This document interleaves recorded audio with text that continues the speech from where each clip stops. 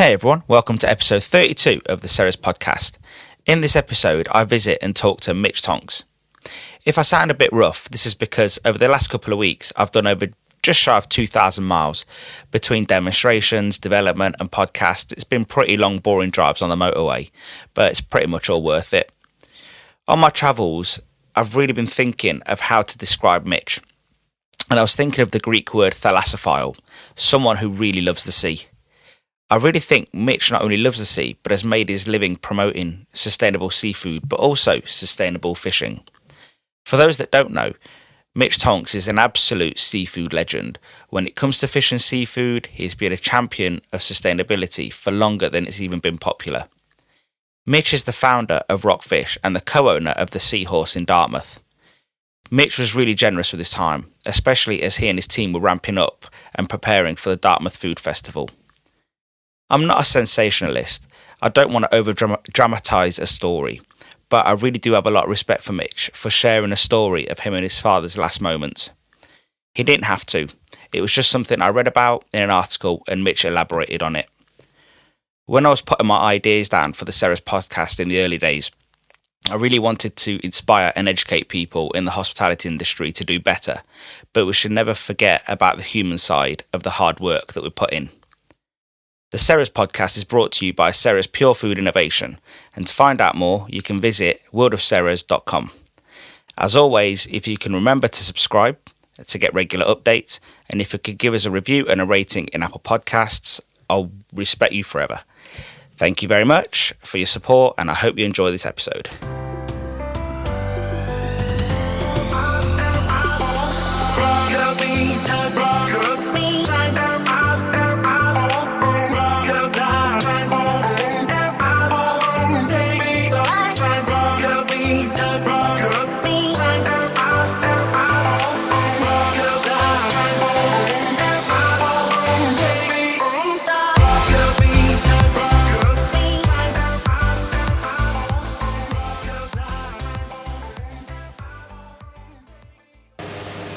Mitch, welcome to the Seahorse podcast. Do you hear me? I can hear you. Yeah. Sorry. Yeah, go on. Sorry, I was waiting for you. So go on. Can you hear me? Yeah, right? I can. Yeah, absolutely. I thought you just zoned out for a second. No. I thought you were running on. I didn't realise that was my cue. Oh my God, it's going to be a funny one, I think. Yeah. Mitch, welcome to the Seahorse podcast. Yeah. Good morning. For those that don't know you, I'll run into like a little bit of an introduction. Sure. But I don't think there's many of them. You're not only a massive proponent of seafood, but you are the MSC ambassador. And for those that don't know what MSC is, that's Marine Stewardship Council. You were the founder of Fishworks way back when, but you've moved on since and it's not around like it used to be. You are now the founder of Rockfish Group and the proprietor of the Seahorse in Dartmouth. You were also a celebrated cookbook author, and you've also done a fair bit of television. Thank you for your time today. It's an absolute pleasure, Stelios. I know this is the beginning of a busy weekend, because you've got the Dartmouth Food Festival on. So tell us a little bit about what you've got planned. Dartmouth Food Festival is our big event of the year, really, in the town, and we're 13 years in, and the town really gets behind it. It's a festival that's run by volunteers, and at the Seahorse we really go to town on it. So we have all of our mates coming down to cook with us and host various dinners. So this evening we kick off with Richard Burton, the Breton baker, nice, who is just an incredible cook, and he does this really he just does an amazing Breton dinner. But one of his big features is this kind of lovely baked camembert in brioche with truffles and all sorts of amazing things. So we have a dinner with that tonight. Then Friday night, Angela Hartnett and Neil Borthwick do dinner, which is wonderful, and we set up a lovely little tent in the street where we start boiling octopus, and we also have a sardine grill, so fire roasting sardines on skewers outside, which is truly wonderful. And then on Saturday lunchtime we have Neves Barragan and a team from Sabor in Mayfair, one of the iconic Spanish restaurants in London. So she's cooking at lunchtime and doing the octopus in the street. Saturday night, as ever, Mark Hicks always comes back to the festival, great pal of mine. We make wine together and enjoy a lot of fun. So he's cooking Saturday night. And then my sort of personal favourite chef, Henry Harris, is cooking on Sunday. So the private dining room's full, the restaurant's full, the street is full, and we'll probably cook for 70 or 80 people over lunch, poached veal loin, foie gras, all that kind of thing, and have some nice wine. So the whole thing is just a great party, great celebration. It sounds like a great event, and everyone, I take lots of restaurants, we're doing something around here. Yeah, I mean, we have the Angel next door. They do some really, really good stuff as well, which is fantastic. And but we're kind of bereft of restaurants. Like Dartmouth used to be full of restaurants, really, and now we don't have as many as we used to. But the ones here are very, very good indeed. And you're right, they all get involved, and all around the town there are marquees put up. There are people selling things. There are demonstrations going on. There are food stalls. I mean, it's an amazing event. You said about octopus, that you're going to be doing octopus, and I absolutely love octopus, and I think that it doesn't. The Brits don't really enjoy it as much, do they? Or is it? Well, they do. No, I mean, Spanish restaurants have really kind of put octopus on the map, and I think that. When you've eaten Nevis's octopus, you realise that octopus is something truly and utterly amazing when it's done well. She brings these huge copper pots down, and we put them in the street, and the octopus get poached very, very slowly. Oh, really? And she's very particular about where she sources the octopus from, and the texture's amazing. Olive oil, pimenton on top, and then taste of the sea. No sous vide then? Oh goodness, no. I mean, no. None of my chef pals would even dream of putting anything in sous vide. No, it's this is real. We're kind of we cook in a different way. I think there are those things undoubtedly have a place, but nobody that's close to me has one in their kitchen. So if I go fishing around here, I wouldn't see anything in your kitchens that resembles anything like a sous vide. No, we're very traditional. I mean, the Seahorse kitchen, we cook over an open fire. We're probably one of the few people. Nowadays it's de rigueur to cook over an open fire, but 11 years ago when we opened, I remember standing there with a fire officer saying, "Look, I'm going to put a fire here," and he looked at me as if I was completely bonkers. Yeah. And so we've been cooking over fire for, as I say, 11 years, and it's great, and past the boilers and that sort of thing. There is an element of being bonkers though in this sort of business. Like, you wouldn't have done half of what you did if you were sane. Let's be honest. No, it's true. I mean, the journey for me was like, when I was 27, when I kind of started it all, slightly frustrated with life, 2 wonderful kids, and was just kind of wanting change. And so I changed my career from accountancy and set up a fish shop in Bath. And that was one of those moments in life that the moment I decided to give up what I was doing and do something I really wanted to do, it was incredibly empowering. Yeah. Do you feel liberated almost? Yeah, I mean, once I think, I look back and think, once you've made a decision and there is no going back and there's nothing inside of you that questions that, then you're totally free and you can then do stuff for. Do you think to some degree it's because you were obviously clearly content to some degree as an accountant, but do you think to some degree it was the challenge you were having in life? No, I think there was a problem still. I wasn't content. Oh, okay. I was a 27-year-old with a mind racing everywhere, wondering where life was going to take me, and I really wasn't content. And I think that it's taken me a long time to find true contentment. But at that point in life, I was still really trying to carve out who I was and what I wanted to do with it. And fish was something that I grew up with my grandmother, who was just the most wonderful cook. And we used to go to the local fishmongers and buy crab and gurnards and brown shrimps, and eels would be swimming around in the sink, and she'd make jellied eels. And so I was always fascinated by the kitchen. But of course I left school very early to go into the wide world. I couldn't wait to have my own cash and drink beer and do all the things that kids do. So I never really put any time into education. So I never really believed I could be anything but this kind of lost soul, really. And so when I found cooking, it was because I loved it. But it was not an easy career to go into. Like many, it's in some respects you left what was probably comfortable accountancy. This is what I probably meant earlier, and you've probably gone to something that needed a lot of adversity. It was a challenge in some respects. That cooking wasn't an easy career either. Well, the thing was, it started off sort of 2 years as running a fish shop before I cooked, and at the time I also left my wife and moved into this fish shop with £7,500. That was all I had in the world, and set this thing up. And realised that I loved it. I slept on a sofa upstairs for a number of years, and then I met my now wife Pen, who's also my best pal, and she's kind of been through the whole journey with me, and that was it. So it was very, very humble beginnings, but I had a lot of help from people in Cornwall who were teaching me about seafood. I was on a journey, and then people were coming into the shop and they were asking where they could go and get seafood cooked, in a restaurant. And of course in Bath at the time there was a couple of great restaurants, but not dedicated to seafood. So I was going home and I was going, cooking Elizabeth David recipes, steamed cockles, red mullet with olive oil and rosemary, and very simple. And I was enjoying those pleasures, and you couldn't eat them anywhere. So I decided I'd have a go and put a kitchen in upstairs and some tables and chairs, painted it one weekend with a few mates. Yeah. Everyone told me it wouldn't work, fish restaurant above a smelly fish shop. You need people like that in your life, though. You do. Yeah. I mean, but there was almost nothing else I could do, and it took 2 years for that restaurant to really get going. And week by week, I'd wonder whether or not I could actually keep it going. Yeah. And it was really, really tough times. Can't tell you how tough it was, and I look back with real fondness, because at that time, when the chips are down, all you really can do is just dig in and do your best. And then we had an amazing review in the paper, and the restaurant filled, and we became successful. And then we opened another one, and then we opened in London, then opened in Marylebone High Street. So this was the precursor to what became Fishworks. Yeah. So opened 5 restaurants, and we'd called them Fishworks. I really kind of liked that name. And the idea was to have a restaurant and a fishmongers integrated. It's quite a complicated model. You could buy the fish, have it weighed, have it grilled. And we opened in Marylebone High Street, which is phenomenal. And we made a lot of money there, which was great. And somebody persuaded me to, why don't you have 10 Marylebone High Streets, make a fortune and raise some capital on the stock market. So that's what we did. And we were a public company from 2005 to 2009. And, it was a rocky ride. I mean, we opened a restaurant on the 5th floor of Harvey Nichols on the day of the July 7 bombings. So that was ultimately a failure. Yeah. And from then on, it just had a knock-on effect. And in the end, some other people bought into the company. Luke Johnson was one of them.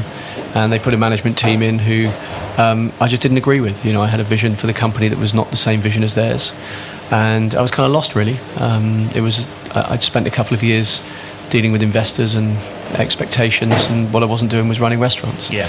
So we were opening restaurants far too quickly, and it was the motivation was wrong. So I left and came here and set up shop here, and that was it. I was already living here because part of the float was to buy a fish business. So I bought a fish company called Channel Fish, and they supplied. We supplied our own fish to our own restaurants, which made it quite unique, which is something we're doing again. Yeah.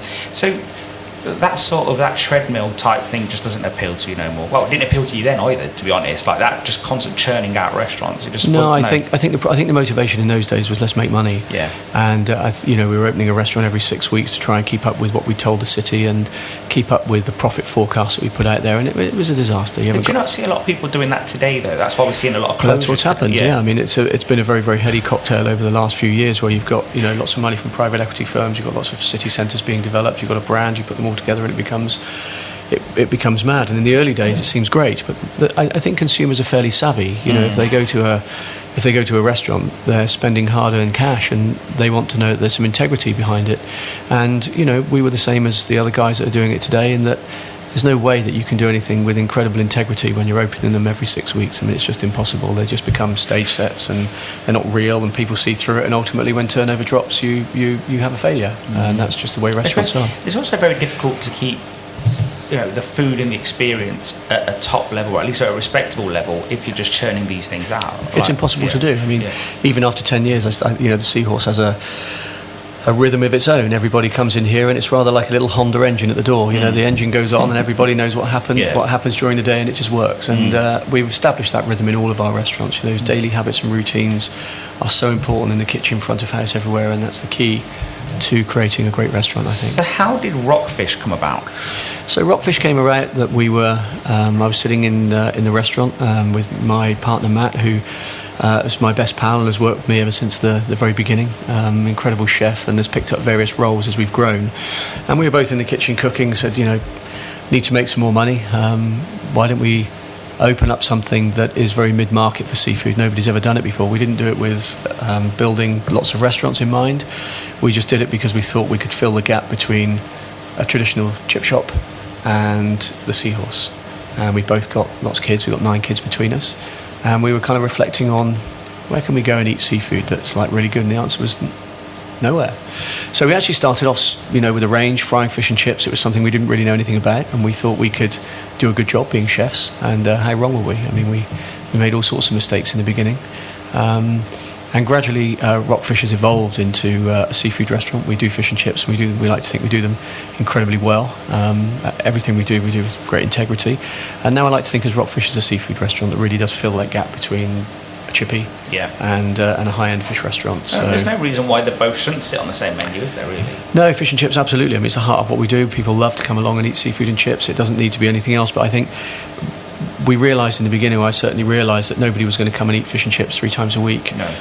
However, if we started char grilling using planchas, got a little bit more skilled, then we could attract chefs, which would be great, because when you're just frying fish, it's not really what chefs want to do. And also you could widen the experience, which is one of the things we did over a period of time. And now Rockfish is, Rockfish has evolved through a series of failures. I always say to people that, things that we've tried a million things and some have stuck and some haven't. But the genius thing that stuck was we had a menu made up of, obviously MSC, frozen cod and haddock, and all the kind of species, the usual suspects that people buy.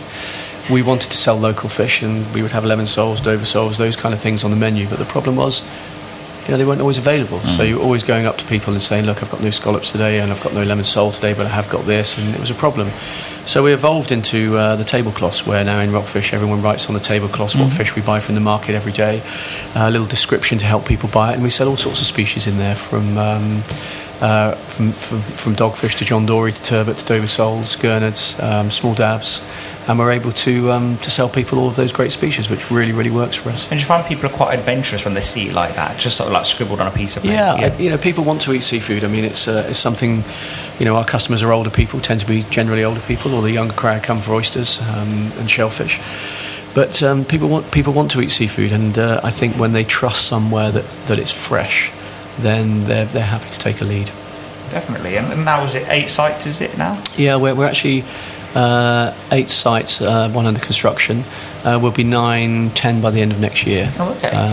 And where do you sort of see it within 5 years? Do you see it being more, or? My vision is that, we'll probably grow. We think we can run 15 to 20 sites very well with the way we've got it set up. We have a fabulous operations team, fabulous board. We're very, very focused on integrity at scale. That's our kind of big mantra. And the vision I have is that we will have these restaurants, and we've got our own fishing boat now, that we'll probably have another fishing boat. We'll be invested in mussel farming, oyster farming. We have our own fish premises where all the fish comes to and is processed and sent to the restaurants. So the whole experience of coming to Rockfish is a lot more than just going to a restaurant. You sit there and you know that we're sustainably sourced. It's been processed by somebody overnight, and in the morning ready for the restaurant. It's been cooked by a skilled chef, and the whole experience is a very real one, rather than just pretending. The growth will be very sort of organic and sustainable then. Yeah, I think the thing is we don't feel we can open more than 2 restaurants a year. We're always looking at how we can sort of just slightly tweak the model to work in smaller premises, but actually when I spend a long time working on properties, so I'm literally got guys, a guy that's on the south coast talking to people all the time, trying to open up deals, and I shook on a new deal yesterday, which I can't say where, but very exciting, but something I've been working on for 3 years. Yeah. And your locations are all pretty beautiful, really. The views are always really nice, and you won't just take, if there was a location you wanted to, I'm guessing you just wouldn't go there if the view or the scenery wasn't nice. No, the big ingredient for me is that seafood by the coast tastes better than eaten in a city. Yeah. And so therefore it's very important that the restaurants are near water, overlooking water preferably, and near fishing activity, because we want to support that local fishing community. So then you can't see yourself going somewhere like London, is what I think? Absolutely not, no. I mean, it's just be a complete no-no. And there's that thing that I have, if I'm driving up the M4 to London, I'm thinking Asian food, I'm thinking steak, I'm thinking all sorts of things, but I'm not thinking seafood. No. When I drive down from London to go to the coast, any coast, I go on a holiday anywhere, I'm not thinking about meat, I'm thinking about seafood, and I think that's just where we are. I can't remember what it was, but I remember reading a chef, or it might have been a podcast, but it was a chef saying that, in London, even normal seafood dishes, might have been Nathan Outlaw, I'm not sure, that's a complete guess, but he was saying, when you're next to the seaside, you can just do a nice little crab salad, and it's fresh, it's nice, it's tasty, just like steamed prawns or whatever. He goes, but the minute you go to London, you've got to take it up a notch, because you haven't got the sea. It was Nathan. I mean, it's Nathan and I have had these conversations, and we both believe in this purity and situational. I mean, you go to eat in his restaurants, and I think Nathan's the most skilled seafood chef that I've ever come across, in the sense that he manages to retain incredible simplicity, great technique that just doesn't overpower anything he's doing. I mean, it really is extraordinary stuff, you know. But he's quite right. I mean, I remember sitting in his restaurant in the capital. I cooked there with him one evening. We did a dinner, And it did seem odd taking out plates of cuttlefish and oysters and looking out at the Rolls Royces. I mean, it was quite different. I can imagine, actually.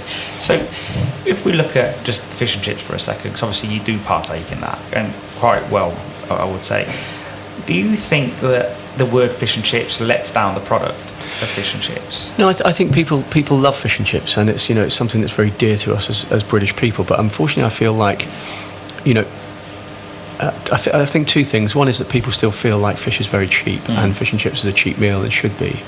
And secondly, there are fish and chip shops that have moved out of specialisation. So when I think about the guys at the Quayside and the Magpie and Coleman's and Fred in Bournemouth, to me they are brilliant top-end fish and chips at their absolute best.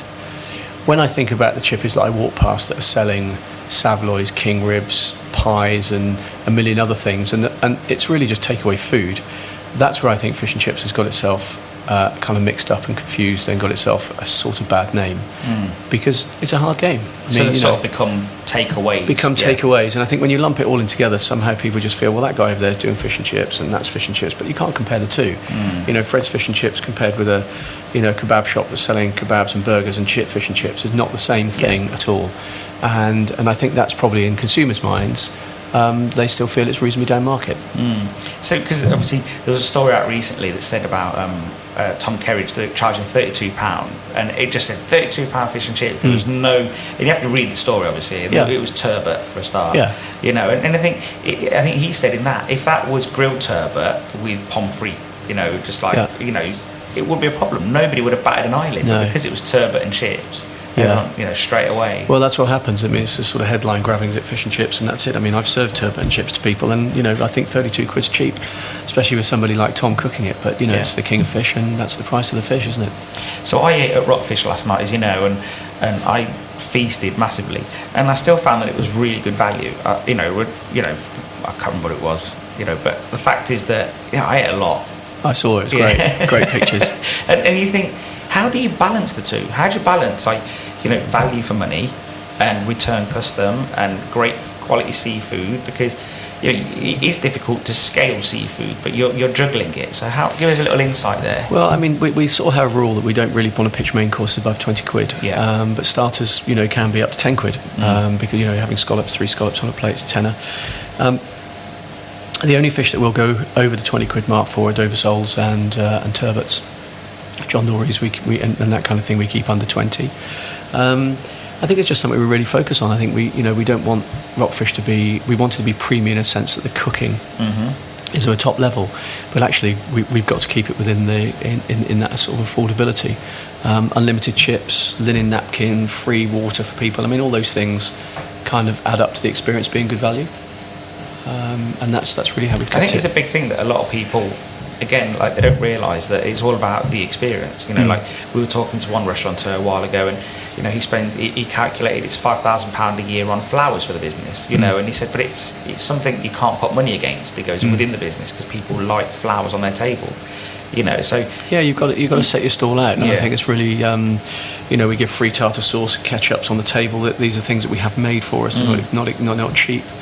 But they really work, and people feel like this works for them. And it wouldn't be the same if it wasn't there. That's the other thing. So you take that, But also, I think then you kind of it's very easy to kind of set up a business to make money. We take the sauces off, we charge for them, we don't do unlimited chips, we do all that. And, for 1 week you make loads of money, but then nobody comes back. And I think that what we forget is that there is a word called hospitality, which a lot of restaurateurs and a lot of restaurants forget. That we're in the business of taking care of people, and we're in the business of giving people a great time. Bringing somebody a plate of food and clearing the table is service. Hospitality is another level, and it's where you do something different. It's where you do generous things. It's where you pour a glass of prosecco for your regular guest. It's where you drop an ice cream on the table for that young lad who's crying over there. It's all the little stuff. Our kids packs, which we spend huge amounts of money on.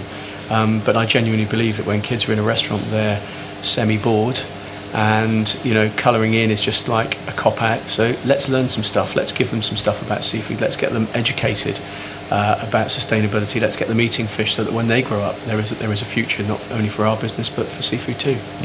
So do you see the sort of future of, let's say, Hospitality, takeaway restaurants and all that, do you see it being more restaurant-led than takeaway? Because obviously you can add the element of hospitality. Yeah. I do. I think. I mean, we've evolved a takeaway model in Brixton. We started selling beers and wines, and it's under wraps for now. But we are looking at a couple of sites for a smaller kind of rockfish, and we're going to. That's going to kind of reinvent the takeaway element of the business. But I think that takeaways have their place when they're situational. So for me, it's amazing the difference between the north and the south. So on a Friday evening, I can imagine Fred's takeaway. Well, I've been there on a Friday where it's absolutely packed and people are going home to eat their fish and chips. Very, very traditional. In places like Dartmouth and Brixton, that sort of doesn't really happen in such a big supported way. What happens is people just want to come down and eat fish and chips and overlook the boats. So we try and encourage people not to take our fish and chips home. Okay. And we try and say, look, just come down, buy some fish and chips, suck in some amazing air, and look over the fishing boats and enjoy an amazing experience. And for me, that's takeaways need to be in somewhere where you can experience that, or in a community. I say it happens more up in North, where people rely on that for their kind of Friday night treat. That makes sense. So you mentioned before with Fishworks that the funding that came was, venture capital and city money. This time round, it's different. Give us an example of how it's different. Well, when you float a company, you're taking investment from pension funds and fund managers, and when you tell those guys that you're going to make X amount of profit a year, they expect you to make X amount of profit a year. And if you're 10% off, for whatever reason, doesn't make any odds. You could be late opening a restaurant. You could have, restaurant could have burnt down. It could be something outside of your control. You then enter into profit warning. They call it a profit warning, and that is fairly catastrophic for a business. Share price is volatile. I mean, it takes every bit of energy you've got to kind of manage that situation. As a private company, as we are now, we're all invested in it, and we have some private investors. We can make our own decisions. If we decide to open a site a month after when we originally thought, we can. If we decide to buy a site now, lock it up because we like the location and open it in 6 months' time, we can. And it just gives you a lot more flexibility to be able to grow the business, ground it, and make sensible business decisions for the business and for the people, not necessarily related to, yes, but it's going to hit profit this year. That's fine. We're not too worried.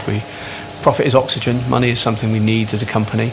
But that money just gives us the ability to invest in a better workforce, invest in better premises, invest in new equipment, all of those things, and that's what we want to do. I suppose that's the key thing, isn't it? It's just that there's no rush, and actually I do wonder sometimes when businesses open that they try and rush to sort of like profit as fast as possible as opposed to sustainability, because I think then, I think that you just need time to breathe, and you've got that with your sort of investors and your friends and so on, and people, well, probably both in this instance. So I just think that if you open and you were rushing because you had to make money straight away, well, on that you might make a few wrong decisions. Well, we're very lucky. I mean, all of our restaurants have all been profitable from day one. We never worry about once we made the decision to open, the restaurants work and they're very profitable. And that's you've got to do that little bit of hard work before you get to that stage. I've never opened up something that I didn't think would work. But I think it's more the kind of longer term strategic decision. So investing in a fishing boat, mussel farms, all those kind of things that we want to do and are doing.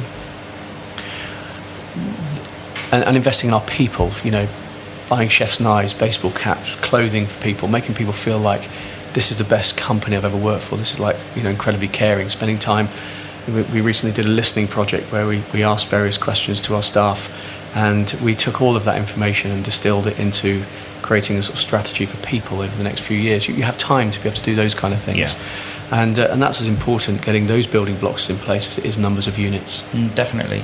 And so if we move away from your staff and look at the wider community, one thing I mentioned to you was that when we were setting up, that you see a lot of negativity around people like Rick Stein in Padstow, for example, who probably don't have a cause really in some respects other than elevated property prices. But he's done so much good to the area, but people still don't like it. And have you ever had any of that backlash? Or we haven't, and I think it's unfair on Rick. I think he's single-handedly turned Padstow into this wonderful attraction. Other people have followed him, and other people have set brilliant things up. And I mean, there's always going to be that little bit of green eye in anything you do, and Yeah, I've had that. People, Mitch Tonks this or Mitch Tonks that, and I've kind of learned over the years that I'm immune to it. I think I've got very thick skin.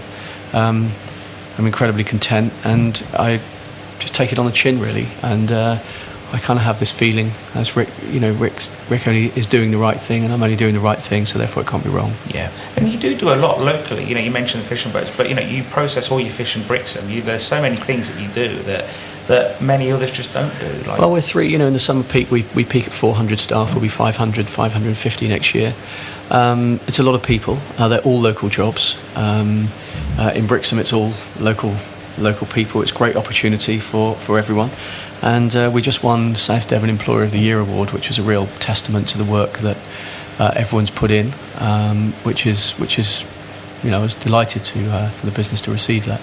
With the group, was it always the intention to make it a group? No, it was quite a journey, really. Actually, it was the idea was that we would have one restaurant, and we'd create something that was institutional and legendary, and I would spend my time cooking till I was 70 with Matt, and it would be great. And of course, we opened Rockfish, and we thought that might just be a bit more money for us both. And I think the interesting thing about being an entrepreneur is that you never rest.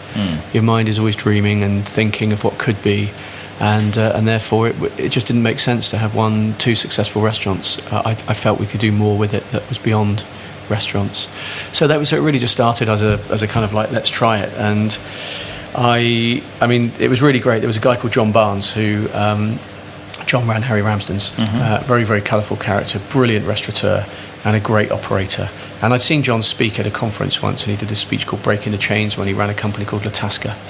And I made a point of introducing myself to him afterwards. I was fascinated by his story. And lo and behold, it was, I think, I'm trying to get the year right now. John and I have worked together for a long time now, so let's just say 6-7 years ago. John was actually dining, no, it was more, because Rockfish was 10 years ago. So John was dining in the Seahorse, and I told him that I was going to open this Rockfish place, and I'd really love him to come and have a look at it. And he said, yeah, I'm retired now, I've got grandkids, and I don't really get involved with other restaurants. Okay, great. So I mailed him a year later and said, John, I've opened this place and it's really going well, and I'd really love your help. Could you come and have a look? So he came down, and he walked in, he looked at me, went, this is fantastic, this is what I should have done. He said, I've already spoken to Pat, my wife, and yes, I'd love to get involved, and yes, I'll be happy to invest. And so John then brought a bunch of mates with him that invested. I had a bunch of mates that were very supportive. They were ex-owners of Young Seafood, and they invested. And I started to bring my board of directors together, which included Henry Dimbleby, who also brought his family in as investors. And that was the initial founding people that joined Matt and I to be able to kind of build the business. And then 6 years ago, I started working for Hawksmoor, a big steak restaurant in London, run by two guys, founded and run by two guys, Will Beckett and Hugh Gott. They were actually opening when I was opening my last Fishworks. They were opening their first restaurant, first Hawksmoor. Anyway, sensational job they did, and they asked me to consult to them on their seafood, which I did and still do, and love my involvement with Hawksmoor. It's such a great business.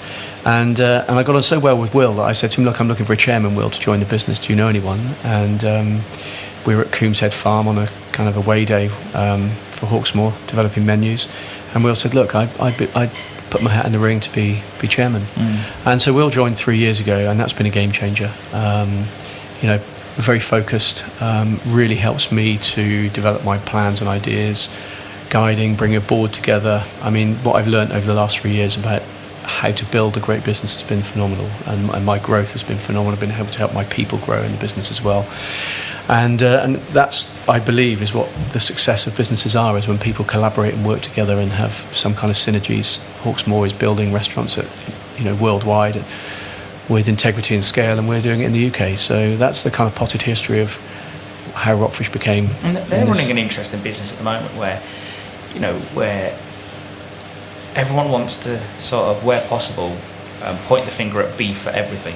It's everything is blamed on beef at the moment. Whether it's too much CO2 or vegans, whatever. And they see, you're right, they aren't doing it with integrity, and they're willing to sort of put their neck on the line and talk about things. And I follow Will on Twitter, and he's very I won't say he's not emotional at all. He's just very focused on saying the right things. Yeah, he is. I mean, he's as he'll tell you, is restaurants are just he's a great restaurateur, even though I think he just really enjoys the science of getting an organisation to think one way and to do something, and he does that incredibly well, which is why they're successful. But the whole thing with meat is, as we know, we forget the fact that eating rubbish beef burgers, eating rubbish processed beef, having cattle farmed by the masses, fed bad food and farmed in a way that's is bad is not great.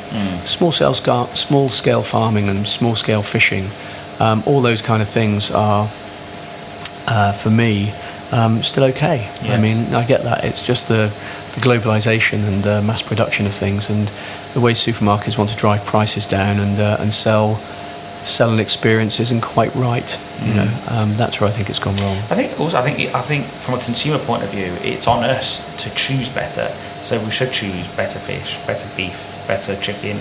Yeah. And I think that everyone just says, "Oh, we should just go vegan," and I don't think that's the answer, because actually half of the vegan food out there is utter crap. I see a lot of it, and it's just, the word cheese, for example, in the vegan sort of dictionary is just it's an amalgamation of chemicals that just keep. I think everybody to their own, right? I mean, I don't mind what people eat. It's entirely up to the choice. I think what really annoys me is the whole movement of I'm a vegan and therefore you should be, and the pressure that puts on us as restaurateurs. Of course, everybody's welcome, but if I went to a restaurant, whether it be allergens or whether it be my own dietary choices, I would expect to be treated slightly differently, because I'm not going to get the same experience as anyone else, because I've chosen to eliminate these things from my diet, and that's my choice. Yeah. So you can't blame them. You for can't. That, no. So, but the other, we get, well, why haven't you got a vegan menu? Well, it's because I'm a seafood restaurant. I mean, I have something that's suitable for you, but it might not be as exciting, because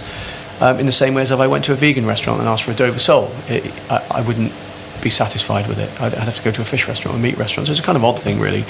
But I respect everyone's choices, and I think a vegan diet's must be reasonably healthy, but I'm not sure that it's the way to save the planet. There are a lot of bigger issues. No, I just don't think the blame should be all piled onto one thing, though. And I think absolutely. I think blaming it on cows is just a joke, in my opinion. But I think you've got to start with something, and I think one of the big problems is that the retailers, the big retailers, are the gateway where people buy their food. And when I was in a big supermarket recently, I won't mention the name, and it was a 24-hour supermarket, and there was no one else in there, and I wandered up aisle after aisle after aisle of packaged food made in factories by unhappy people working on production lines, and every single product was pretending to either be really good for me, or was going to be delicious, or was going to be amazing, or was going to be better than the last one. And I just thought, this is so wrong. This is just so wrong.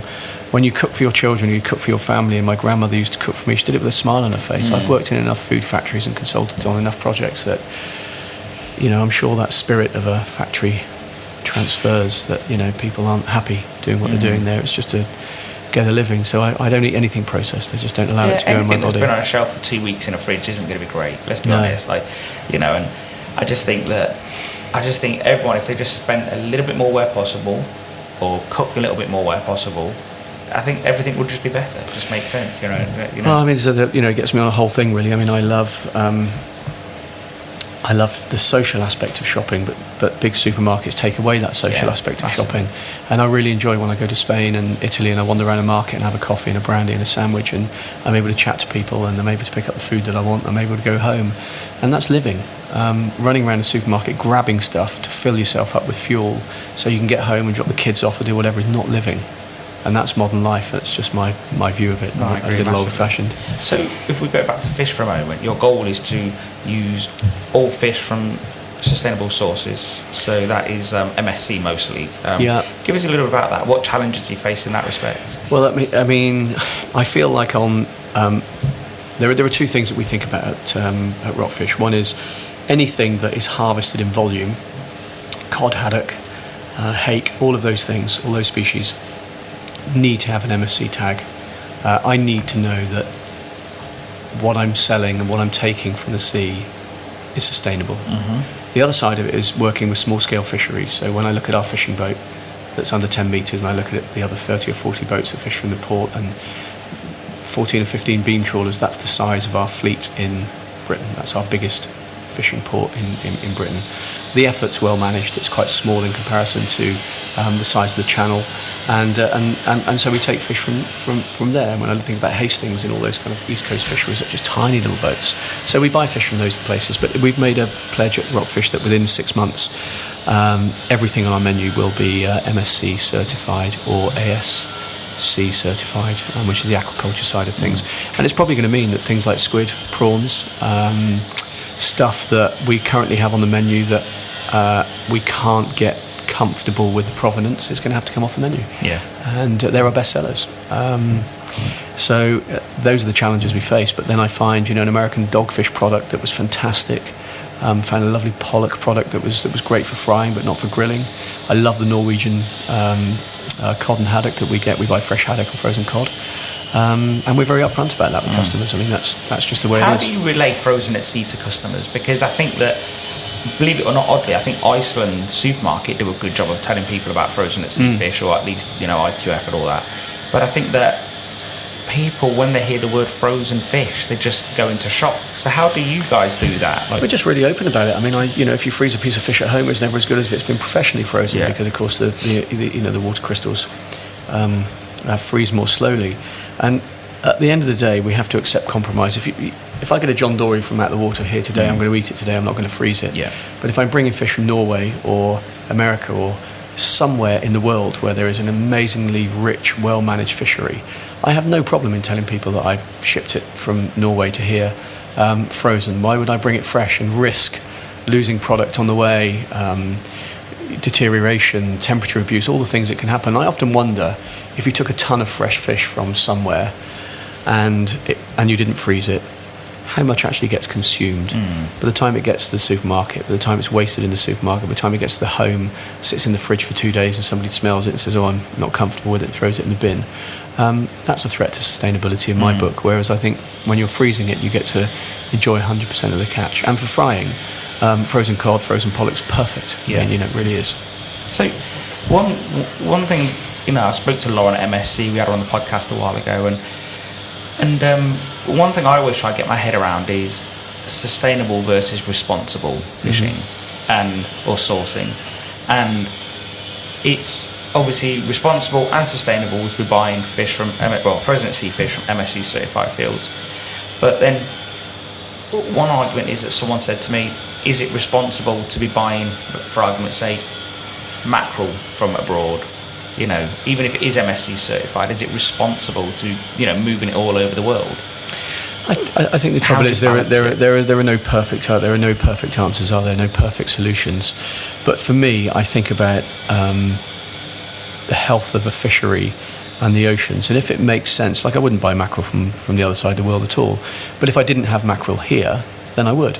So dogfish is one of those fish I particularly enjoy, and I discovered an MSC fishery in America, and I'm happy to sell that. I'm more than happy to fry that and sell it. I mean, we don't have it on our shores, not in any. We can't eat it safely, that's for sure. So I have no problem with that at all. And I think the responsibility, I'm not quite sure of the meaning of responsible sourcing. You would kind of hope that anybody that runs a food business does it well.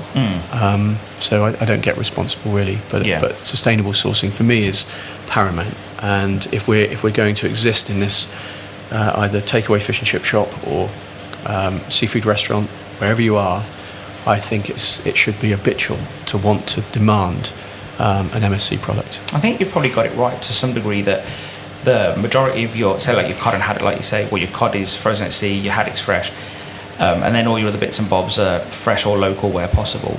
That's probably a really good mix. I think there is probably an argument that if a fish and chip restaurant is having, and I think I mentioned this to you last time, just trying to get the thought process, pass it out, is that if you're getting 10 different species all from around the world sitting in your freezer, say they all came from breaks for argument's sake, they're all sitting in your freezer until they sell, is that the best? And I think you mentioned then we don't really see a problem with that because at least it came from MSC certified. Absolutely. So I think one of the challenges is I mean, I have this thing in my mind, I'm sure it's psychological, but I think you can taste the van when you go to a city and you eat fresh fish in a city. Yeah. You taste that 24 hours between the fishing port, or 48 hours. And of course, there's no guarantee it is 24 hours because I think you lose that sweetness. Is what you get. I just think you lose. There's something ethereal that you lose that isn't the same as eating it on the coast.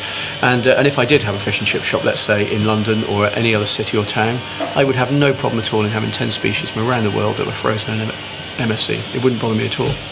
Yeah, that makes sense. I mean, they've got to be a good product to start with. Yeah, I mean, of course, it's got to be great. But I think that's the future, really. Regarding like discards and bycatch, we've jumped a few things here, but we'll go back in a minute. But while we're on the topic, discards and bycatch, what's your no, you haven't got a solution, but what's your thought process on it? Obviously, there's still discards happening. Would you say ban them or let them bring it to shore?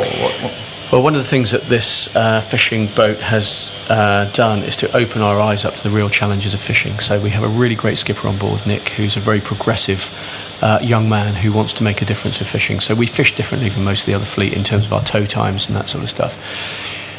One thing that's going on at the moment, I've written to DEFRA, enlisted people's help to try and change, and I think there's a solution, but nobody really wants to go with it, is around sea bass. So sea bass has been under pressure for a number of years, and stocks have been seriously depleted. And there were pair trawlers that would catch tons of this stuff in one go, and it was horrific. So they banned it. But what that meant was that any sea bass caught by a trawler, unless you had a license, and the licenses are very, very small anyway in terms of what can be landed. If a trawler catches sea bass, you've got to throw it back. So 2 weeks ago, we had 135 kilos of bass on board. Wow. And it all had to go back dead. Made no sense at all. Now, obviously, you don't want to be able to. You don't want fishermen to be targeting sea bass. And actually, when Nick says when they're out there, we're all on the VHF together, saying, "Nick, I can see you on the AIS. I caught bass there yesterday. Get out of that area." Nobody wants to see this happening. Now, if they were to land that sea bass, let's say sea bass is fetching £20 a kilo on the market, which it is for the big fish. You don't want to motivate fishermen to go and target it at £20 a kilo. So what you would do is say, okay, the fishermen, let's say, get £5 a kilo, covers their costs, so it's not worth them targeting it, but they get £5 a kilo. The other £15 goes into policing fisheries management. Because the other thing about, on an under 10 metre boat, we don't even have to declare that we've thrown that fish back. So how on earth can the scientists really get a clear picture of what's been discarded and what the health of the fishery is? Everyone hides behind the common fisheries policy and all the rest of it, and I absolutely urge government and think there's got to be somebody in there that's going to get angry enough and say, I don't care about the CFP and the law, I am going to do something about this, and I'm going to change it. Even in one fishing port, we're going to do this, right? We're going to make it happen, and make a call on anyone in government to stop this absolute madness. The other thing is that most fishermen are incredibly adaptable. I talked to a couple of guys down there, Mike Sharp for one, who's a trawler owner and been a fisherman all his life. Incredibly intelligent fisherman, really knows his stuff. And I often get information from Mike about net sizes and what they're catching and all the rest of it, which kind of really helps me to understand the fishing side of things. But Nick has been catching, small dabs, small mullets, small John Dories, fish that he would normally throw away dead because there's no commercial value. We now pay him for those fish. We now give the boat money for those fish, and we serve small dabs, small fish. They're bony. Some people like them, some people hate them, but we're opening up that market for them. I love to pick through a kind of plate of dabs for breakfast or something like that. It's just fantastic, and it's nice to see that we're doing that. And Nick's able to fish more sustainably, knowing that he's getting, the boat's getting more money for fish that he ordinarily wouldn't get money for. So on a small scale, then, you think that would be a great solution for absolutely the discards? I mean, it's a solution. Yeah, it's something. It's something.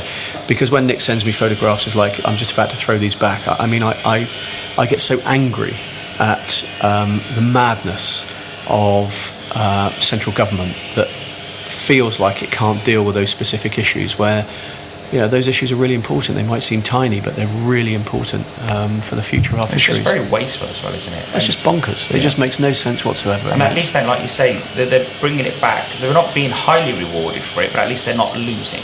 But there's a win everywhere, right? Yeah. There's more. They're raising money to go into fisheries management. The fish is getting eaten and going into the food chain, which is a great thing. There's total transparency over what's being landed, and we're not going through this madness of wasting fish. I mean, there was one boat that reported a couple of weeks ago it landed a ton. Went through, bass you can't see them. They just shoal and, up came the net and, there's a ton of sea bass. I mean, mostly dead. In fact, all dead. I mean, they don't survive once they've been brought up with their swim bladders. Oh, really? Yeah, it's horrific. Wow, that's just shocking, isn't it? And you've had any replies yet? Any traction on that? Or no, only people just saying it's the fisheries policies of this, it's that. There's a reason. Whereas you just sort of want somebody to be proactive and get down here and say, listen, it's going to cause madness, but I'm going to allow this to happen, and do it. So, if Rockfish is, let's say, your business to some degree, it's fair to say that the Seahorse is your baby.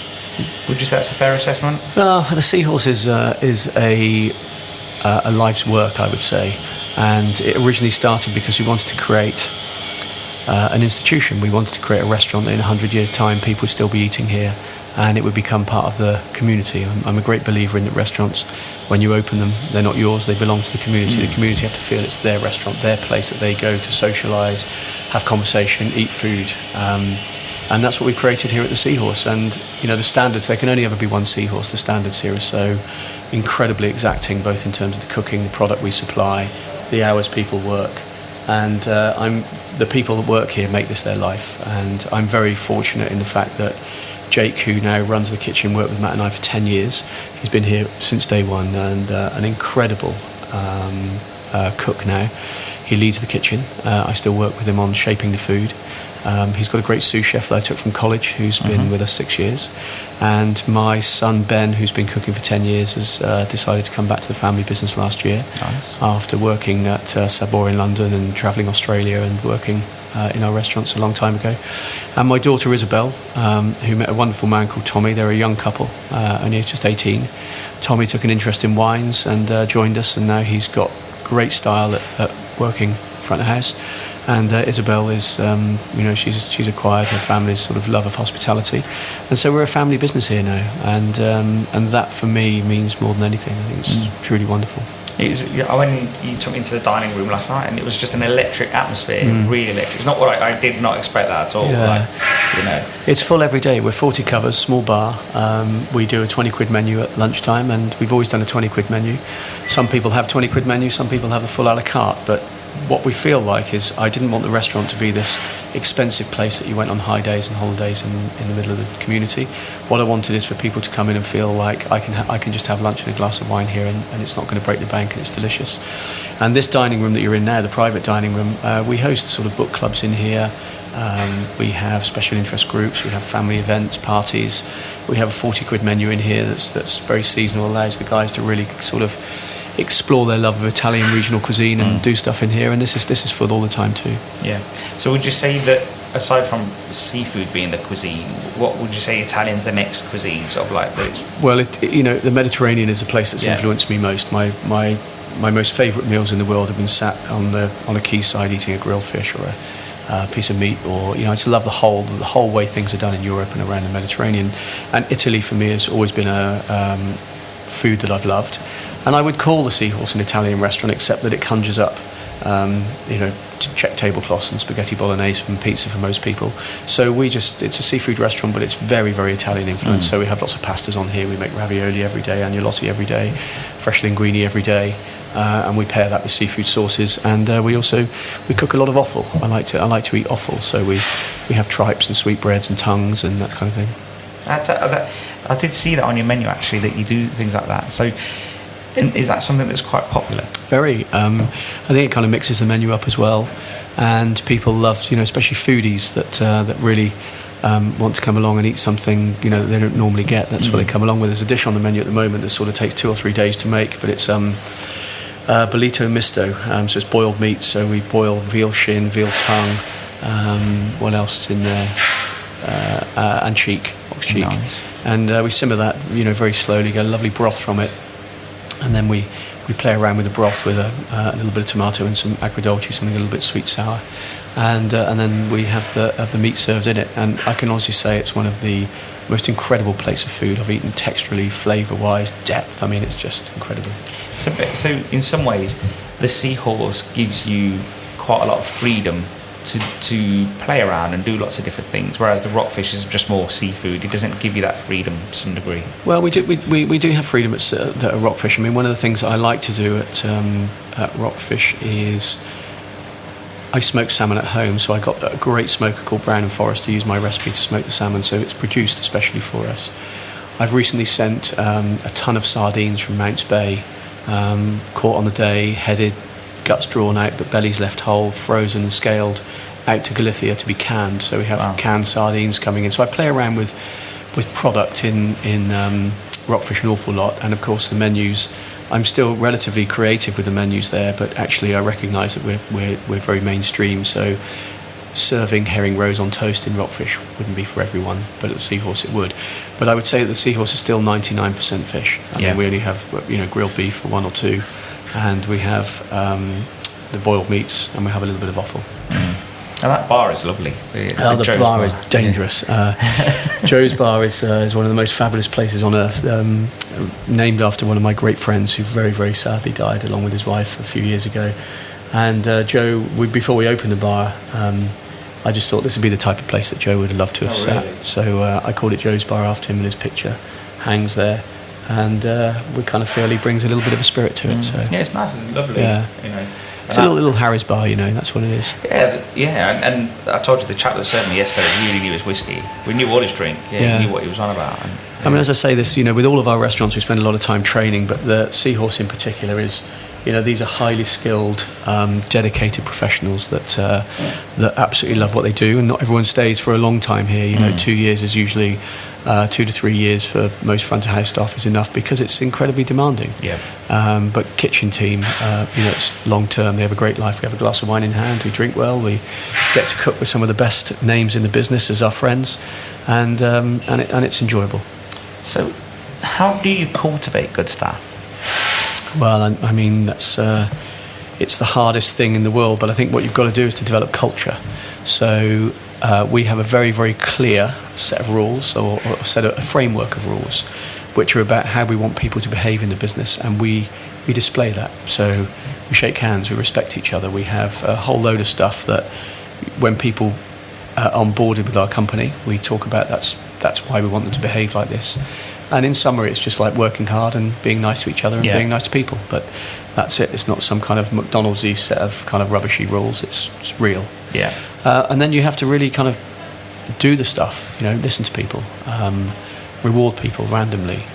We have a big celebration every year that costs us tens of thousands to lay on for our staff. We have magicians, we have music, we have marquees. People turn up with their passports, and the next day, or they're driven and they fly off to Venice, or they'll fly off because now we've got their passport details through the employment stuff, and we do extraordinary things for them, and we try and make that this a company that is different from every other company. I want every one of our staff to be the envy of every other hospitality business, and I suppose it looks. You want it to mean something on a CV as well. So if it says, "Well, I did 3 years at Mitch Tonks," they'll get it. You want the other people to look at that and say, "Okay, must be good." Yeah.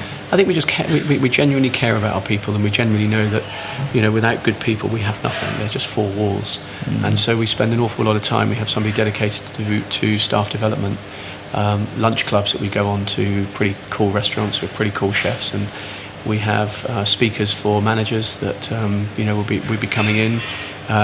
We have big involvement. We have staff blending wine every year, so they get their names on the wine. Nice. I mean, it's something that is really it's real.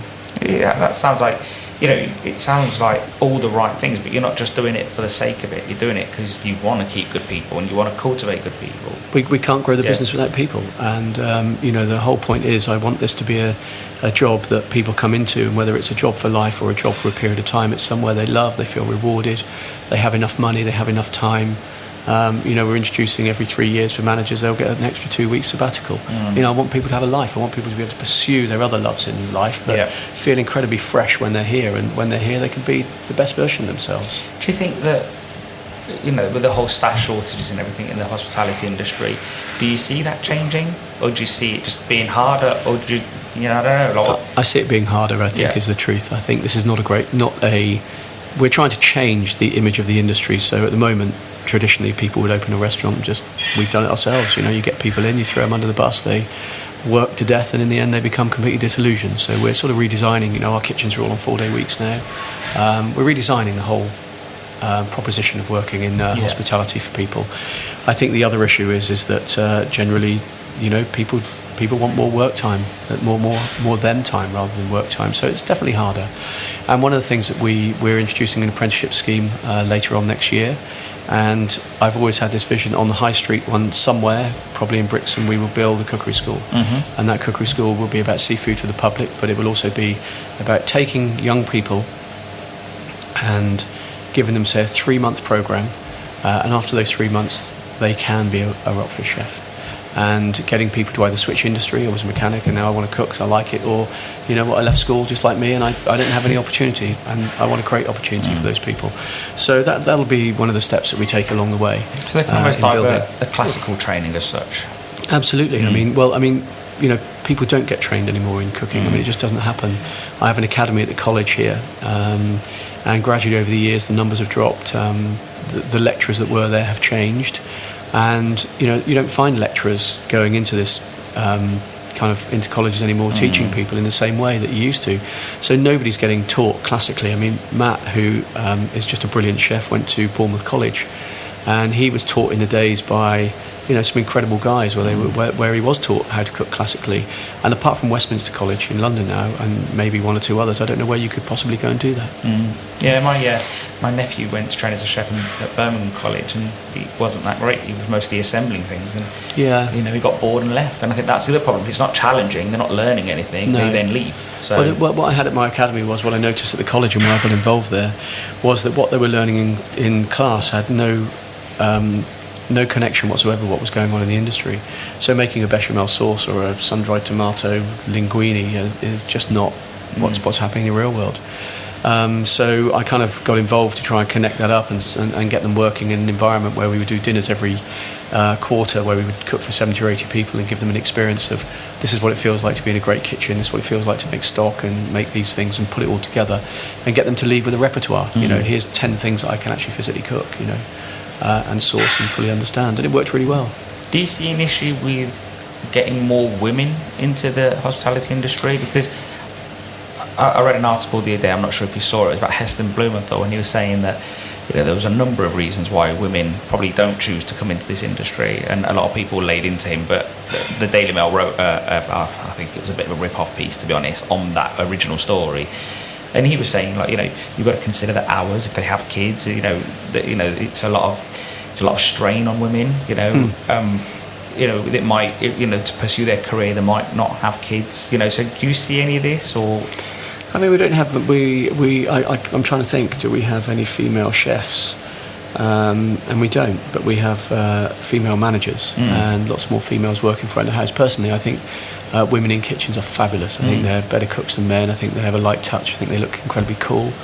And there isn't enough of them coming into the industry. But maybe if the industry can change and reshape and build around that, then that can happen. So if everyone sort of took a slightly different approach, or just rebuilt the whole hospitality industry to some degree, it would allow for that. Yeah, I mean, that's what we're having to do. I mean, you know, the £10 an hour is coming. We want to be ahead of that. We're working on figures now to say, what if we just paid everybody in the company, you know, outside of salaried staff, £10 an hour? What if we got rid of 0-hour contracts unless somebody wanted it? All of the stuff that, you know, is very onerous for an employer.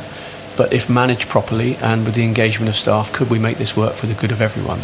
And that's what we're going through at the moment. Because the only downside is if that employee doesn't have your best interest at heart, that's probably where those sort of changes might hurt you. But you're always constantly going to be working to make sure that they do have your best interest at heart anyway. So. Well, I mean, we wouldn't let them in. I mean, you know, part of the thing is you have a better selection process, and you know, often when we've had staffing problems, we've had discussions. Said, what do we do? Do we still let's just serve half the amount of people?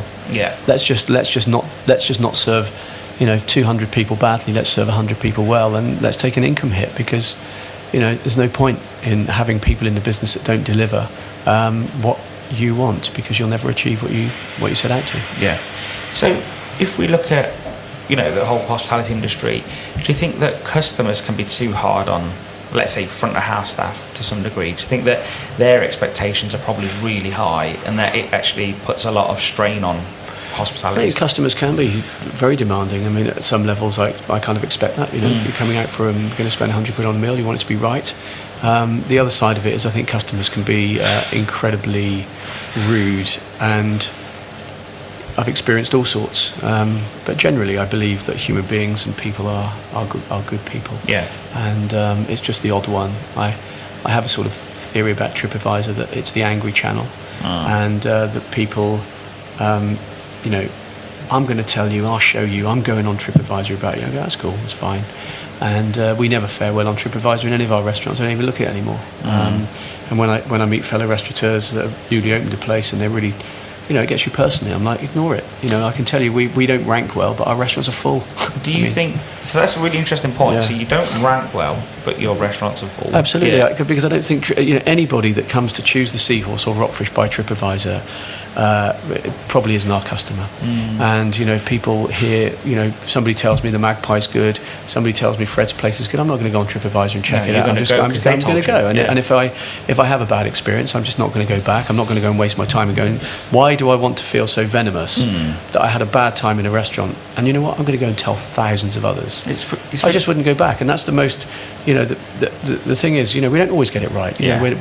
We do get it wrong. We're human. It's a live stage set. Things happen every single day. No 2 days are the same. Staff mix isn't the same. People are tired. People have lives. People are trying to do their best. They've been worked. The fish hasn't arrived on time. But and we use a piece of software called Reputology, which I'd recommend to anyone in the industry. It's great. And what Reputology does is it sucks in all channels. So we obviously have Design by Night, My Night, which is our reservation system, which allows people to give feedback. It sucks in from Google, TripAdvisor, Facebook, everywhere, and basically tells you every review and gives you lots of analytics about that. TripAdvisor is not the biggest channel for people to give feedback, and we get really amazing feedback on Google and Facebook and all the other stuff, kind of very mixed feedback and stuff on TripAdvisor, which kind of makes me feel like it's the angry channel, right? Yeah. And the fact that our restaurants are full, growing double-digit like-for-likes every year, also makes me feel like for all the people out there that think they're going to go to TripAdvisor and point their fingers at us and say, look, I'm going to tell everyone what you did to me. Yeah.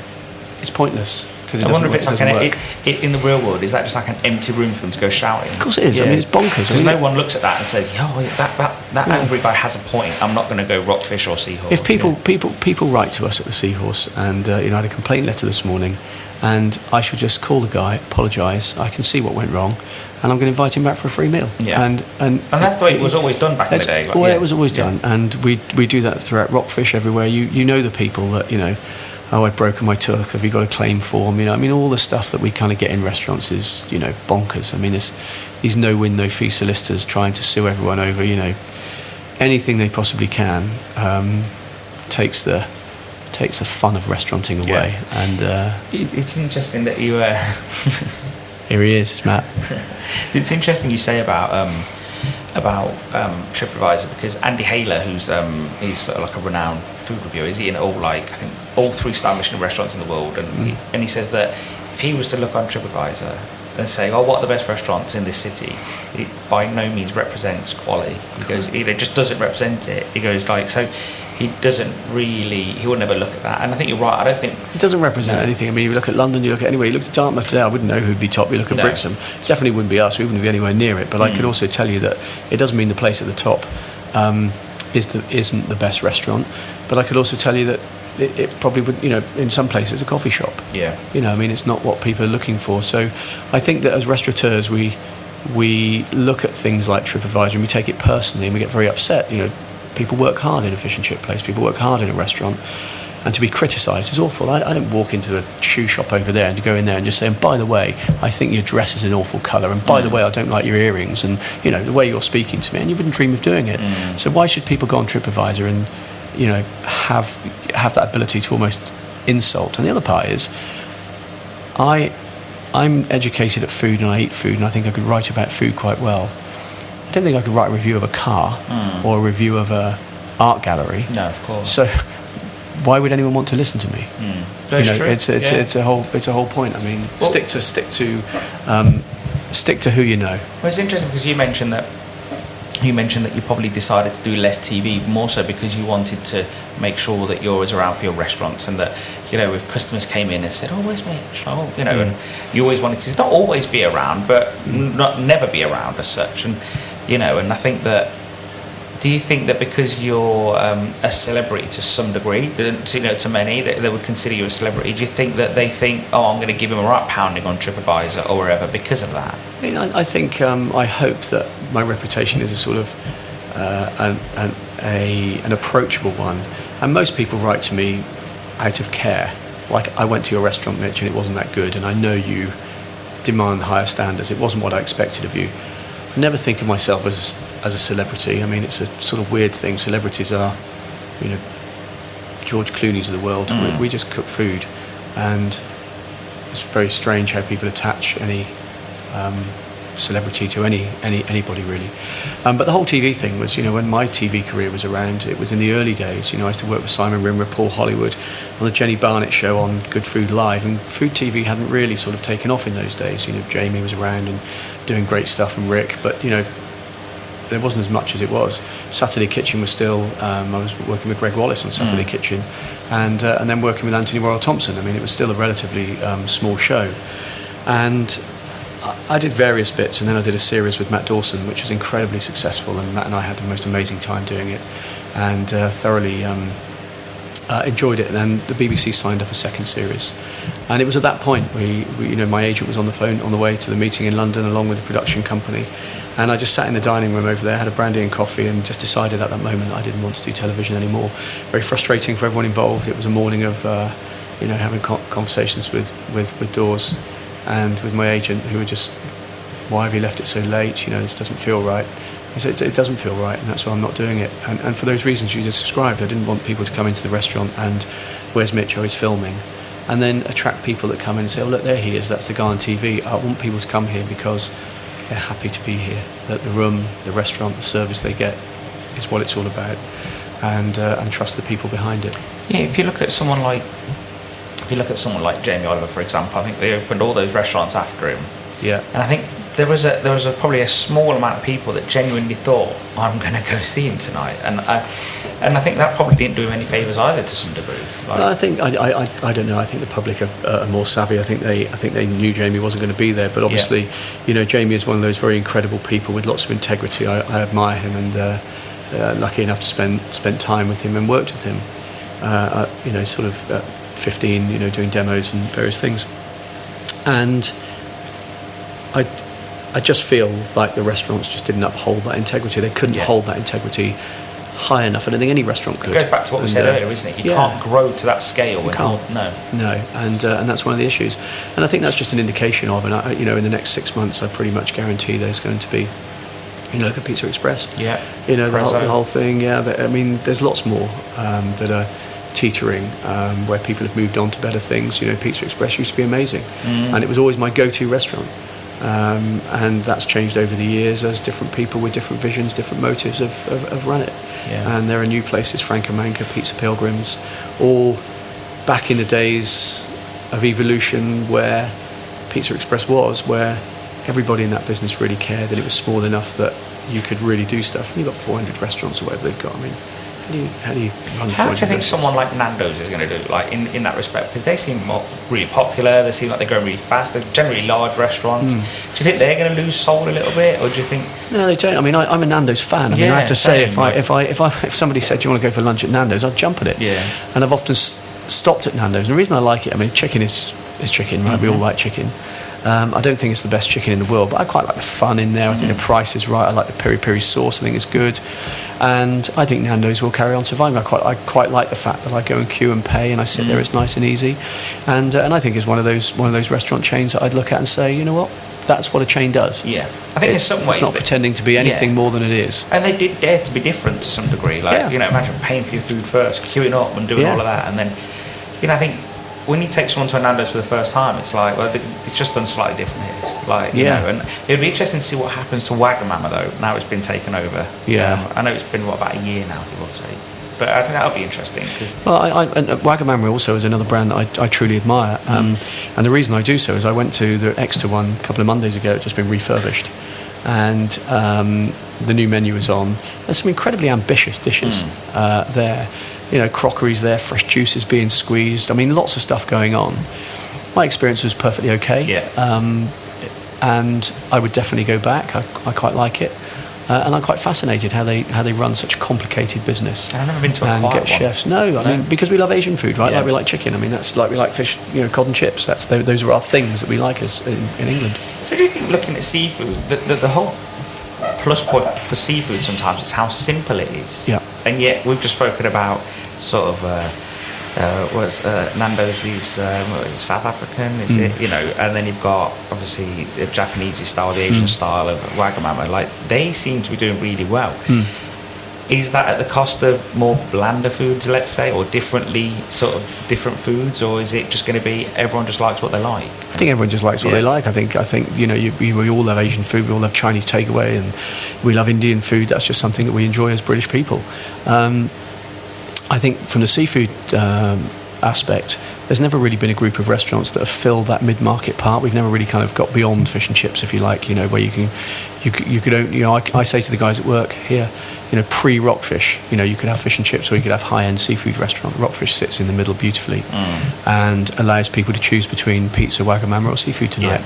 And even though we think it's simple, there are things that you have to do to make it brilliant. So I source these amazing prawns from Norway, like half-pint prawns, off one boat, MSC certified, by one particular size. They're not cheap and they're amazing, but they have to be defrosted to order in water. You get a check on, you defrost them, and then you serve them, and you serve them sort of nearly room temp. They're the sweetest, most beautiful things in the world.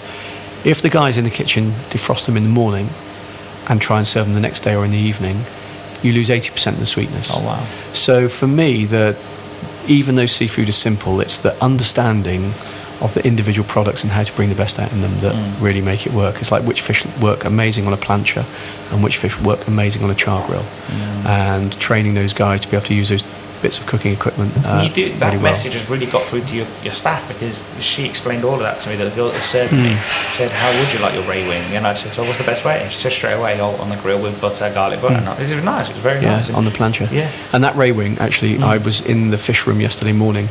That ray wing was landed by Nick yesterday morning, or overnight, and was it the spiky one? It was a thornback ray, skin by hand, and he caught 150 kilos night before last. So I mean, it's great. Yeah, it's good. And he's also catching rubbish in the sea, plastic and bombs. Yeah. So how does that all work? Like, the fishermen are really picking up a lot of the crap. Like, and you were saying in Brixham, there's nowhere to put all this. So. Well, there are two issues. Nick called me one day and said, "Look, I've just bought a load of plastic back, fished out the ocean, and the harbour master doesn't have any way of getting rid of it. It's all, we've got to throw it back in." He said, "Just take it back and throw it in the sea." I mean, it was madness. So we put a bin there, especially for Nick to come and take any rubbish that we thought that was the least we could do. But this part of the country particularly is littered with bombs, and it's pretty regular that a trawler will haul up a World War II bomb or a torpedo, and there is no process for it to be kind of like reported. They just want to get back to sea, they dump it, they go. And we've even had instances where a bomb is laid at the end of Brixham Fish Market, with people walking past it for 2 or 3 weeks until somebody went, "That's a torpedo." Do they not look like bombs then? No, they've been under the water. They look suspicious. All right. And but they don't. You imagine these kind of things to look like kind of fins on the back, and everything else. They've been movies. That's right. They've been underwater for 40 or 50 years, but highly dangerous. So when they get dropped, do they not, like, you've not had an incident where it's actually gone off on land yet or anything like that? No, thank goodness. I just think that you I'm guessing a fishing boat is quite what's the word? Not delicate when it drops things. Yeah, like, so I think there are. I'm not sure how a bomb detonates, but I think it's more than just vibration. Oh, right. Okay. And when the bomb squad come down, they cordon off the whole area, and they're straight in there and they do it. And we recently had one that you can watch online if you type in torpedo being exploded off Brixham. The scale of this thing going off, they took it about 3 to 5 miles offshore, and blew it up. I mean, blimey, it would have taken half of Brixham out if it was on the land. So are you going to write any more books, by the way? Yeah, we're doing next year's 10 years of Rockfish, so we've got all sorts of things planned, and we're going to be writing a Rockfish cookbook, and which is going to be just talking about coastal life and some really great simple techniques for cooking seafood, so it's going to be great. How much inspiration do you draw travelling the country and, like, seeing, whether it's different fishing ports or just everything? What is it that inspires you the most in that respect? I think what inspires me really is people, fellow chef friends that I love, but most of all, travels around Europe. So I have a theory with food and cooking that you can learn more by eating than you can watching or going to college. So if you can cook and you want to make a good risotto, go to Italy, eat several risottos, come back and form in your own mind your experiences and your own opinion, and follow that. And that's where I get my inspiration, really. What's one thing that, whether it's a seafood restaurant, which probably wouldn't have this problem as much, but a fish and chip shop could do to encourage people to eat more diverse fish? Like, what would you say? I would just put them on the menu. I mean, I would be really kind of open about the fact that, here's some fish from Bricks and Market or wherever you're going to source it from. Your gurnard fillets, all those things, buy them in, have them frozen if needs be, and have them there ready to defrost and use, or have them out. What do you think scares the British public about eating different fish? Because they always lean towards the big five, don't they? Cod, haddock, tuna, prawns, salmon. I think it's just a lack of understanding, and also, to be honest, if you actually think about, if I went to a supermarket and bought a turbot or a sea bass, it's never a brilliant experience. So, it's on the bone, a small farm fish. I eat it, and it's all a bit not quite brilliant. Whereas if you go to a fishmonger or you're on the fishing port and you get a fresh fish, it's like, wow, it's something pretty amazing. So people just stick with what they know and what's easy, really. So I suppose one way to do it is probably to lean towards slightly cheaper fish initially. Make sure it's filleted, make sure it's clean, no skin on it, and they can hopefully have it the way they enjoy it. Maybe they can, but people keep saying to me, what's cheap, and there is nothing cheap. No, there's no such thing. I mean, the whole issue is that there is, gurnard used to be, cheap, and now gurnard's, £7-8 a kilo. You fillet it and you've got £12 a kilo fillet. I mean, there is nothing cheap, that's for sure. Well, and oysters used to be essentially just thrown away back in the day, didn't they? I mean, a dozen oysters in the restaurant now. I think, what do we charge for a dozen oysters? 12 quid or something? No, a half dozen oysters, 12 quid. Yeah. That's it. And we have this battle with price. We don't have chicken livers, black pudding and mousse, or a soup that we can put on that doesn't cost any money. It's all expensive. Yeah, but it's all seafood, isn't it? So I unashamedly say to people, people say, your fish and chips are $13.95. I actually think that's incredibly cheap. If it was in a pub, as you said earlier, fish and chips are $15.95, you wouldn't mind. Yeah. But we put the price up last year. We didn't want to, because we all know that cod prices are 40% higher now than they were a couple of years ago.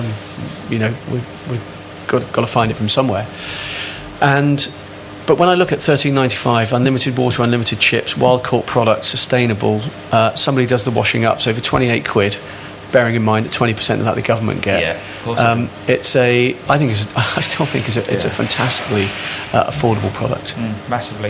Massively, and also you're one of the few that are doing this, and there's Gary Rosser, there's Chef, there's so many people that are just putting fish on the menu only, and just becoming more niche, and I think that I'm seeing more people doing more niche than broad at the moment. I think well, they're specialising. I mean, anybody I really admire anybody in the seafood industry, because it's an industry we all love. We're connected with it. I've been to the Fish and Chip Awards a few times, and I love the passion, the energy. People really care about what they do, and I think that sort of skill needs celebrating. And Gary's typical of one of those people. I mean, as you know, he was one of my he actually took my job. I gave him my head chef's role in my first restaurant. He was the person to follow me, and he had worked with Matt at the Olive Tree, and Gary was just one of those people that was going to succeed at whatever cost. He was a great disciple. He learned everything he could. He sucked it in. He was very respectful, and I watched him grow. And when he opened his own place, I couldn't be happier. And when I've been to the Scallop Shell once. Bath was obviously my home at one point. I don't really go back to it anymore, but I think Gary is a real beacon of what can be done when you have knowledge, commitment, again, integrity.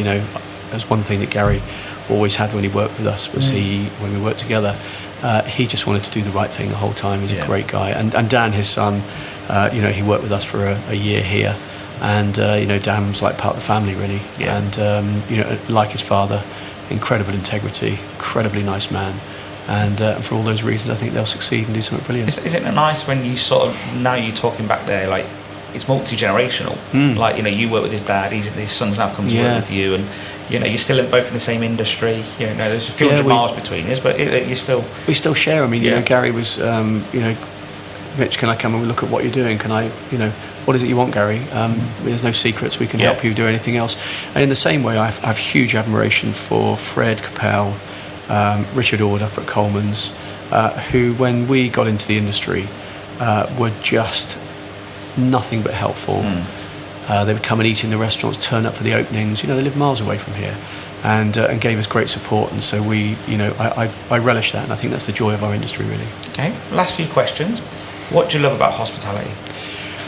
What I love about hospitality is seeing other people getting enjoyment out of something you're doing. There's no greater reward than putting a plate of food down in somebody, or shaking somebody's hand, putting a drink down, them smiling back at you, knowing they've had a great time. Or somebody, if I eat in the restaurant, people come over and thank you, and I think it's that as to why you do it. You're doing something that makes a difference. I just totally love it. I just love looking after people. Yeah, it's nice. Yeah, I get that. Yeah, you can see that, and all your team, like that I saw yesterday, that I was exposed to, you can tell they're all trying to achieve that. Well, that's the culture spreading. I mean, one of the things is, look, Jake now, he's going in there he's bought bacon butties for all of his mates from the local place. They would have clubbed together, or taken out their tips, and they'll all have bacon and egg sandwiches. Yeah, they'll be having a brandy and coffee. Nobody asks me what they can drink, but little habits here. Just to give you an example of like the way the place runs, at 5 o'clock, there's a check tablecloth goes down on table 11 or table 1 and 2, and we eat staff food. And I always have this slightly romantic thing that I always said to everyone, look, if in 10 years' time one of our ex-staff was down on their luck and they needed a meal, at 5 o'clock in the Seahorse every day there would be a table laid up, and if anyone walked in and said, look, I worked here 10 years ago, could I have some food? Then they would be able to join us as part of the past family and eat. So this happens every day. When we have big weeks in the restaurant, Tommy goes and selects a 100 quid bottle of Pellini Montrachet, and they drink Pellini Montrachet or Corton Charlemagne or a bottle of claret or something they've always wanted to drink off the list. And I think it's a small price to pay when everybody's had a great week. In the winter, when we have really bad weeks, we drink water. And everybody respects that. And nobody feels like they have to ask. They run it here as a family would, total respect. But at the same time, I respect that they spend a lot of time here. And so the odd bottle of champagne, decent wine, a brandy with a coffee in the morning, and a beer after work is the least that we can. No, exactly. And so you're writing another book. I had that down on my list actually, but yeah, we've already covered it anyway. But what would you say, is there a favourite fish or seafood dish that you like? What is your favourite? What would you have like? Okay, so it'd probably be a mix of pasta and fish, and there's a restaurant that me and some friends go to most years if we can in Tuscany, and the Luciano, the chef there, cooks maltagliata, which is a kind of roughly torn cut pasta with red mullet, and red mullet is my favourite fish. Seafood and pasta are fantastic, and that would probably be my utter favourite. But I love crawfish, love langoustines, love oysters.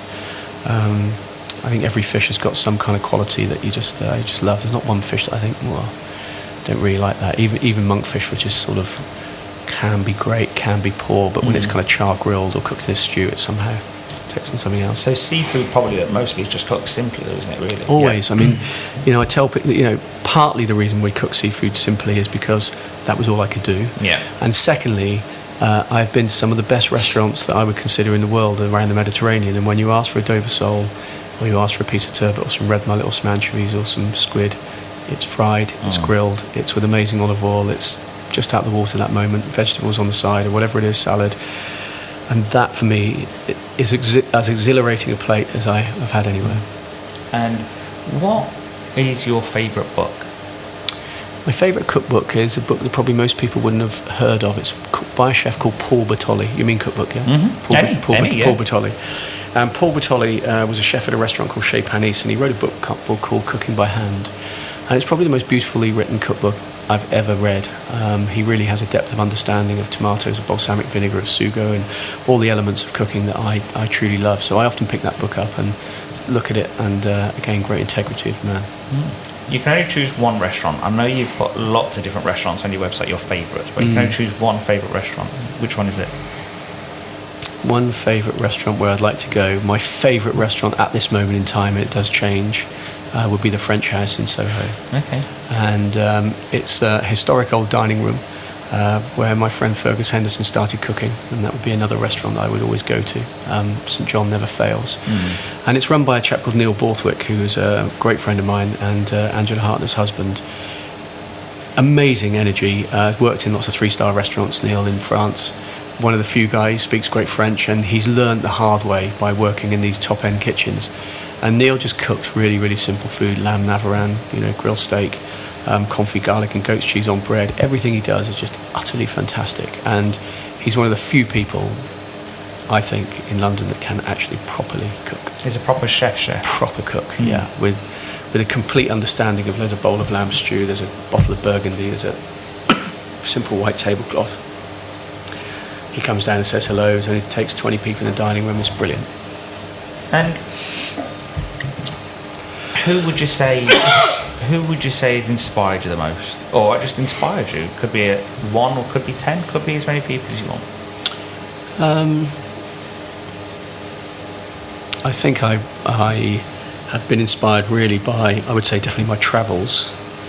But as people, I would say the people around me that are my friends, Mark Hicks, Ange, Neil, Fergus, Henry Harris, all of those people, not only are they great friends, but I absolutely genuinely love what they do. And I watch Angela making pasta, and I want to make pasta like that. I had a day when I cooked in here with Henry Harris last year, and I've never cooked with Henry before, and I felt like an excited kid, preparing foie gras together, preparing veal together. We just talked, and we drank Hermitage wine, and it was a glorious time, and I just felt incredibly energised by that. I recently read. There was 2 questions here, but I think they were both the same. Which one's more of an acknowledgement, but I recently read a story about you and your dad's final moments, and it was very bittersweet because it was. Will you tell us the story? And I try not to get emotional, but if I do, it's only because I'm sort of happy about it, really. I mean, it was one of those things. My father was a wonderful man, and unfortunately he got diagnosed with cancer, and it was 4 years ago. And we all expected Dad to have another year or so, really, but it wasn't to be. And Dad had never been to Hawksmoor, and I said, okay, well, we're booking a table. So I called Will and said, Will, look, I'm coming up with Dad. Can we lay it on real special for him? And yeah, great. So that was all organised. Got towards the weekend, and Dad's condition started to really deteriorate, and it was apparent that he wasn't going to be able to travel to London. So I called Will and cancelled the table, and he said, don't worry, I'm going to organise something. I'm going to bring Hawksmoor to you. And I said, okay, great, I'll pick up some steaks. That was a good idea. He said, no, I'm bringing Hawksmoor to you. So he sent Matt Brown down, who is one of the most extraordinary guys, big tattooed guy, Marco Pierre White, sous chef for like 15 years, and head chef for 15 years. And he'd recently joined Hawksmoor.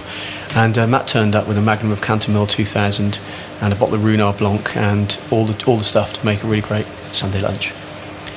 And we have an open kitchen at home, and there were sort of 12 of us around the table. It was obviously distressing for all of us, and Matt just sat in the back, cooked dinner, didn't really get in the way, put everything on the table, washed up and left the house quietly. Didn't even know he was there. It was so professional. And the food was amazing. And I then took Dad home, and this is the emotional bit, because we watched a few games of rugby, and got into bed, hugged him, and he died in the morning. And it was brilliant. It was like that Last Supper that was brought around through friendship, and it was just perfect. So yeah, brilliant. When I read that story, it hits you in a weird way, like, because it is bittersweet. It's, you don't want your dad to die, but the way it went was just pretty amazing. But again, it was around food. It was around food, and sport, clearly. And food and sport. He's a great rugby fan. We watched I think it was the 1973 Barbarians game. We watched the World Cup final. Dawson passing that ball, and I'd had the good fortune of introducing Dad to Matt, and we would stay at Matt's house, so he was able to meet his heroes, which was lovely. And I think what I find emotional about that story more than anything was the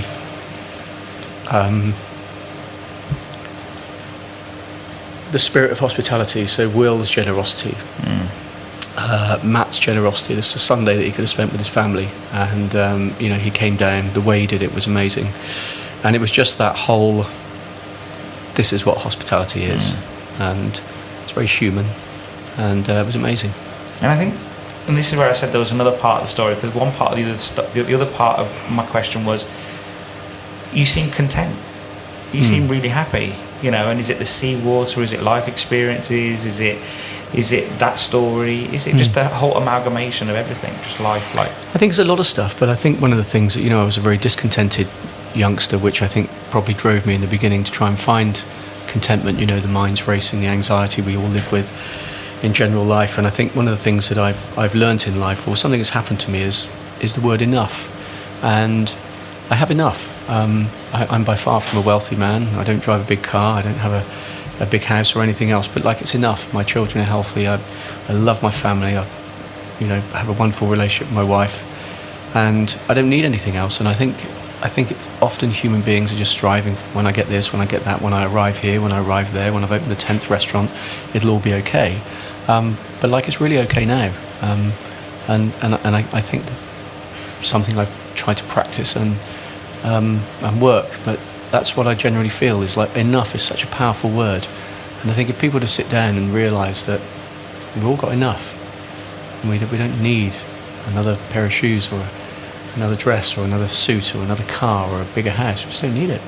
When you arrive at enough, you're a billionaire. Yeah, mate.